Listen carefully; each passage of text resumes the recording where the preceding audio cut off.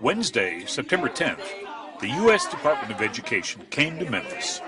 The opening act was a visit to Ford Road Elementary by Assistant Secretary of Education, Dr. Deborah Delisle. Why Memphis? When I heard about the work at Ford Elementary School in Memphis, I just had to come to just hear all the great things that are going on in the school. The Assistant Secretary met with Ford Road teachers, parents, administrators, and SCS administrators. They talked about what worked in the classroom and about school and district needs. Dr. Delisle ended her visit with a tour of several classrooms, her iPad at the ready to record the moment.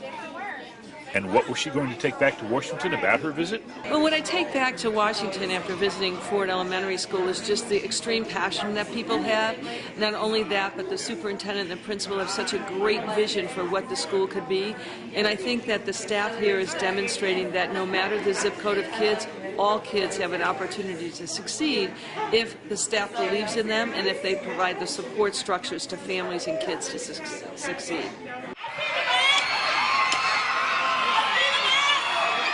A few hours later, the headliner's tour bus pulled up to Cornerstone Prep Academy in Binghampton. To the sound of a marching band and pumped-up students, Secretary of Education Arne Duncan greeted the enthusiastic crowd. How many of you are going to go to college? Raise your hands, let me hear you. You guys are proving every single day what's possible. And lots of people might try and tell you what you can't do, what you can't accomplish. Don't ever listen to that. Don't pay any attention, and in fact, use that as fuel to drive you to keep going. So good afternoon, everyone. Once inside, Duncan was joined by SCS Superintendent Dorsey, Hopson, ASD Superintendent Chris Barbic, Douglas Elementary Principal Lionel, teacher Britanny Ordu, and parent Yolanda for a panel discussion on the current state of education in Memphis and Shelby County. And I think what you're seeing is that through all of our efforts and through all of our mindset is, we're all in this together. When you bring people to the table who their agenda is truly about doing what's best for kids, and we all lock arms and work very hard, then I think you see some of the successes that we're going to be talking about today. And I think that's our big challenge here is how are we going to find en masse the people that want to roll up their sleeves and do the work, and how do we incentivize our best, most effective teachers not to go to the jobs that are the easiest jobs, but to go to the places where they're needed most, and that's in schools like this and the other priority schools across the city. My child gives me hope.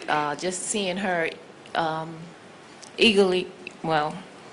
just wanting to learn and just enjoy coming to school every day, that gives me hope.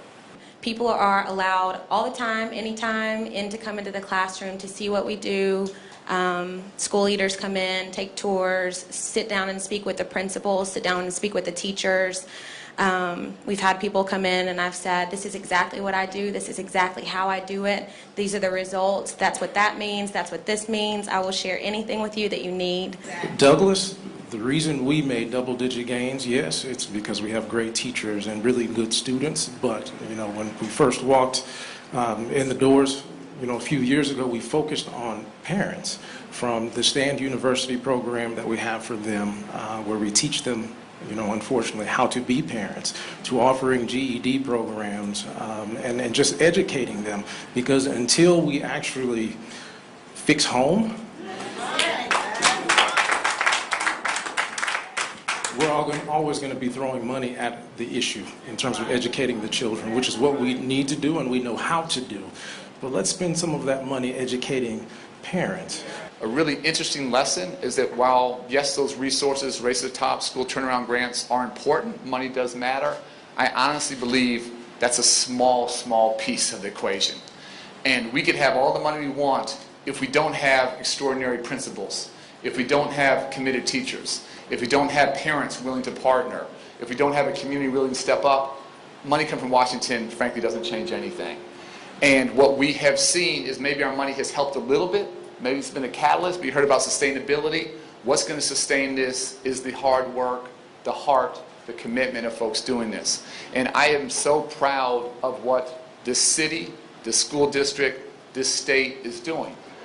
This last stop of the Secretary's Partners in Progress bus tour gave Secretary Duncan and Assistant Secretary Delisle plenty of information about education in the Mid-South to take back to Washington with them.